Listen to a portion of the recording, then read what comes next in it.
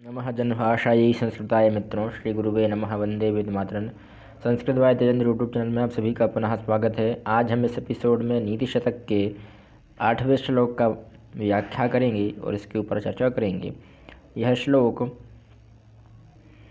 उपजाति छंद में है। पहले हम इसको गा लेते हैं, फिर इसकी व्याख्या करते हैं।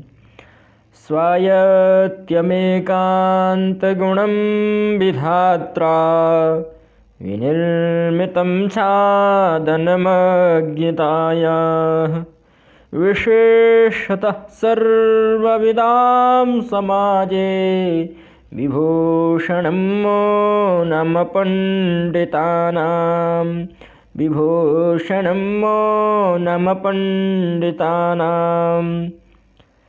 स्वायत्यमेकान्तगुणं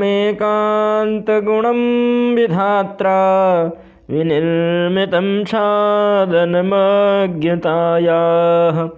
विशेषतः सर्वविदां समाजे विभूषणं मौनमपण्डितानाम्।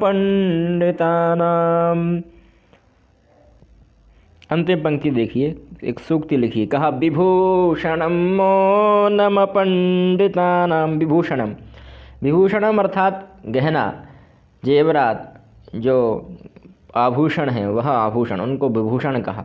तो वह मौनम, मौन अर्थात चुप्पी, शांति। जो मौन है वह अपंडित, अपंडित अर्थात जो अज्ञानी लोग हैं उनके लिए वह आभूषण का काम करता है। कौन अज्ञानी लोगों के लिए? जो अज्ञानी लोग हैं, जो नहीं जानते हैं, उनके लिए मौन एक आभूषण का कार्य करता है। अब प्रथम पंक्ति में कहा स्वायत्यमेकांत। स्वायत्य मतलब खुद के अधीन, स्वायत्यम अर्थात खुद के जो अधीन हैं। एकांत एकमात्र जो साधन है, एकमात्र जो गुण है, और जो विधाता ने दिया है, विधात्रा, विधात्रा अर्थात विधाता भगवान ब्रह्मा ने जो एकमात्र गुण हम सभी जीवों के अंदर दिया है वह गुण है क्या? मौन। विनिर्मितं छादनमज्ञताया, किसके लिए निर्मित किया गया है? तो कहा यह अज्ञता को ढकने के लिए है। छादनम अर्थात उसको ढकने के लिए, एक छाते का काम करता है। किसको ढकने का? यदि आपके पास अज्ञानता है, जो अज्ञता है, अज्ञताया को ढकने के लिए जो विधि के द्वारा एक गुण प्राप्त है, आपके लिए एकमात्र गुण प्राप्त है, वह गुण है मौन। यदि आपके पास मौन है तो आप अज्ञानी होने से बच सकते हैं। यदि आप अज्ञानी हैं तो अभी आपको किसी को पता नहीं चल पाएगा कि आप अज्ञानी हैं, अगर आपके पास मौन जैसा विभूषण है। फिर कहा विशेषतः सर्वविदां समाजे, और विशेष तौर पर कहाँ? सर्वविदां समाजे। सर्वविद अर्थात जो सब कुछ जानने वाले हैं, ऐसे लोगों के समाज में यदि आप लोग, यदि कोई अज्ञानी व्यक्ति मौन रहे, चुप रहे, तो वह अपनी अज्ञता को छुपा सकता है। स्वायत्यम अर्थात खुद के अधीन, एकमात्र, एकांत अर्थात एकांत, एकमात्र गुण जो है आपके अंदर विधाता के द्वारा निर्मित, वह अज्ञता को ढकने के लिए एकमात्र गुण आपके अंदर प्रस्तुत है, आपके अंदर विधाता ने दिया है।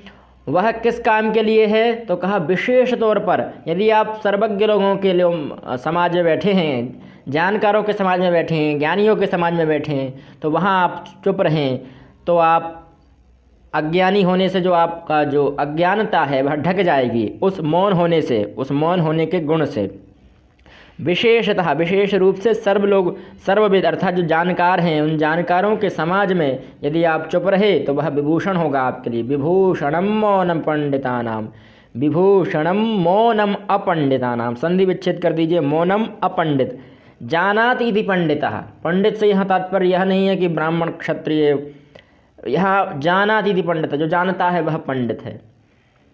अभी मोहन भागवत जी ने भी एक बयान दिया था, तो उसमें कहा था उन्होंने पंडित, तो कुछ ब्राह्मण बुरा मान गए थे।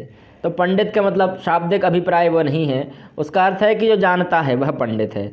तो इसका अर्थ है कि जो अज्ञानी लोग हैं, अपंडित लोग हैं, उन अपंडित लोगों के लिए विभूषण एक हार का काम करता है, एक अलंकार का कार्य करता है। कौन? मौन।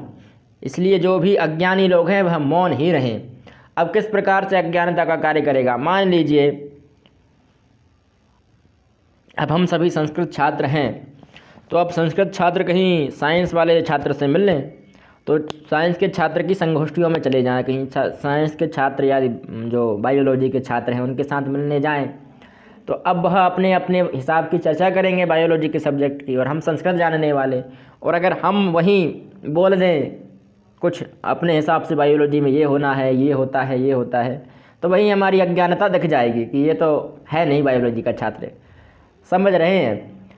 अगर हम वहाँ चुप रहें तो हमारी जो अज्ञानता है वह छुपी रहेगी, क्योंकि किसी को पता ही नहीं चलेगा कि कहाँ का छात्र है, संस्कृत का है या बायोलॉजी का। हम चुप बैठे रहेंगे, बस बातचीत होती रहेगी उन लोगों की, पर हम जैसे ही बोलेंगे ठीक वैसे ही हमारी अज्ञानता बिल्कुल निकल आएगी बाहर। इसलिए अज्ञानता एकमात्र साधन है, एकमात्र उपाय है जो आपकी मौन एकमात्र साधन है, एकमात्र उपाय है आपकी अज्ञानता को छुपाने के लिए। इसलिए जहाँ भी आप सर्वविध अच्छे लोगों के समाज में बैठें, जहाँ भी ज्ञानियों के समाज में बैठें, उस क्षेत्र में आपकी पकड़ नहीं है, उस क्षेत्र में आपको बिल्कुल भी एक्सपीरियंस नहीं है, अनुभव नहीं है, तो आप बिल्कुल वहाँ ना बोलें, चुप रहिए, क्योंकि चुप रहना ही सबसे बड़ा हथियार है यदि आप अज्ञानी हैं तो। और अज्ञानी हर व्यक्ति रहता है, कोई संस्कृत अच्छे तरीके से जानता है तो ज़रूरी नहीं है वह इंग्लिश को भी उतना अच्छे तरीके से जानता हो, उर्दू को भी उतना अच्छे तरीके से जानता हो, अन्य भाषाओं को, कोई डॉक्टर है तो वह इंजीनियरिंग नहीं जानता होगा, कोई शिक्षक है तो वह डॉक्टरी नहीं जानता होगा। तो हर क्षेत्र में आप अज्ञानी हैं, जिस क्षेत्र में आप लगे हुए हैं उसमें तो आप जानते हैं, जानकार हैं, पर जिस क्षेत्र में आप नहीं हैं वहाँ तो अज्ञानी है, तो वहाँ मौन रहिए, यही एकमात्र साधन है। अब हम इसका छंद ज्ञान रख लेते हैं। उपजाति और उपजाति छंद जो है वह इंद्रवज्रा और उपेंद्र वज्रा, इन दो छंदों से मिलकर बनता है। तो इंद्र वज्रा का जो लक्षण होता है और उपेंद्र वज्रा का जो लक्षण होता है, उन दोनों लक्षणों को मिलाकर उपजाति का लक्षण बनता है। वैसे इसका लक्षण जो होता है वह अनंतरोधीर लक्ष्म भाजऊ पादऊ यदि या उपजाति स्थान, ऐसा इसका लक्षण है। पर हम इंद्र वज्रा और उपेंद्र वज्रा के लक्षण से इसका लक्षण ढूंढते हैं और फिर इसमें चिन्ह लगाते हैं। तो मित्रों, हमने छंद ज्ञान लिख लिया है। इसका जो मुख्य लक्षण होता है वह होता है अनंतरोधीर लक्ष्म भाजऊ पादऊ यदि या उपजाते स्ताह, यह इसका लक्षण होता है। आगे दो पंक्तियाँ और हैं, वह आप देख लीजिएगा गूगल के माध्यम से। पर जो मेन लक्षण होता है मुख्य, अगर हम उसको देखना चाहें कि कैसे पहचान पाएंगे, तो उपेंद्र वज्रा और इंद्र वज्रा, इन दो छंद होते हैं। उपेंद्र वज्रा और इंद्र वज्रा, ये दो छंदों के मिश्रण से इसका निर्माण होता है। कभी भी आपसे कोई भी एग्जाम में पूछ सकते हैं कि उपजाति छंद किन दो छंदों से मिलकर बनता है, तो उपेंद्र वज्रा और इंद्र वज्रा, इन दो छंदों से मिलकर उपजाति छंद का निर्माण होता है। अब इसमें कोई पद तय नहीं है कि एक पाद में उपेंद्र वज्रा होगा, एक में इंद्र वज्रा होगा। किसी भी पाद में इंद्र वज्रा हो सकता है, किसी भी पाद में उपेंद्र वज्रा हो सकता है। जैसे उदाहरण देखिए, तो पहले जो पाद है स्वायत्तमेकांत गुणम विधात्रा, उस पाद में इंद्र वज्रा है। देखिए तगण, इंद्र वज्रा और उपेंद्र वज्रा में क्या अंतर है, इसमें बस सिर्फ एक अक्षर का अंतर है। यदि आप थोड़ा सा परिवर्तन कर देंगे तो वही का वही हो जाएगा। जैसे आप उपेंद्र वज्रा देखिए, उपेंद्र वज्रा में जो आई लिखा है, सबसे पहला जो आई लिखा है, अगर उसको एस कर दिया जाए तो पूरा का पूरा छंद वही रहेगा, कोई परिवर्तन नहीं आएगा। और जो इंद्र वज्रा छंद है, इंद्र वज्रा के जो एस है, पहला जो गुरु वर्ण है, उस गुरु वर्ण को लघु कर दिया जाए तो वह पूरा का पूरा उपेंद्र वज्रा बन जाएगा। बस इतना सा अंतर है। अब देखिए इसमें उपेंद्र वज्रा में जगण तगण जगण गुरु गुरु ऐसे होते हैं, और इंद्र वज्रा में तगण जगण तगण तगण जगण गुरु गुरु ऐसा होता है। उपेंद्र वज्रा का लक्षण होता है उपेंद्र वज्रा जततास जतऊंगा, और इंद्र वज्रा का है स्यादिंद्र वज्रा यदि तऊ जगऊंगा। अब पहला जो है देखिए आप, पहला गुरु है, स्वा बड़ा है, या होगा अंग संयोग है ता का दो बार, तो या गुरु हो जाएगा, फिर ता अकेला बचेगा तो लघु, में गुरु, कान गुरु हो जाएगा, ता लघु रह जाएगा, गु लघु और णम गुरु हो जाएगा, फिर बी लघु, धा गुरु हो जाएगा, त्रा गुरु हो जाएगा। तो अब देखिए ये एक तगण बन गया, एक तगण, एक जगण और दो गुरु, मतलब इंद्र वज्रा। तो पहला जो पाद है उसमें इंद्र वज्रा छंद है, पहले पाद में इंद्र वज्रा की पंक्ति है, छंद नहीं है, छंद तो उपजाति है, इंद्र वज्रा की पंक्ति है। अगला पंक्ति देखिए आप, अगला पाद देखिए, उसमें विनिर्मितम छादनमज्ञताया वि,